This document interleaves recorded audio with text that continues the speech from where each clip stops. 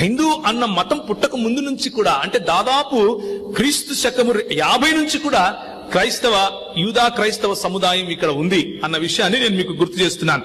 మనకు దేశభక్తి లేదు అంటారు, మాకు దేశభక్తి ఉంది అని చెప్పుకుంటూ ఉంటారు. దేశభక్తి అంటే ఏంటి? వాళ్ళ ఉద్దేశంలో దేశభక్తి అంటే ఏంటంటే వందే మాత్రం చెప్పటం. అసలు ఈ వందే మాత్రం ఎక్కడి నుంచి వచ్చింది అని గనక మనం ప్రశ్నించామనుకోండి, 1850 చిల్లరలో మరి బంకించంద్ర చటర్జీ అనే ఒక ఆయన ఒక నవల రాశాడు. దాన్ని ఆనంద్ మఠ్ అని పిలుస్తారు. అందులో ముస్లింలు ఎక్కువ, అంటే హిందువులు ఎక్కువగా ముస్లింలు అయిపోతున్నారు అని బంగాల్ ప్రాంతంలో హిందువులు ఏం చేశారు అంటే వందే మాత్రం అన్నటువంటి నినాదంతో దుర్గను పూజించేవాళ్ళు.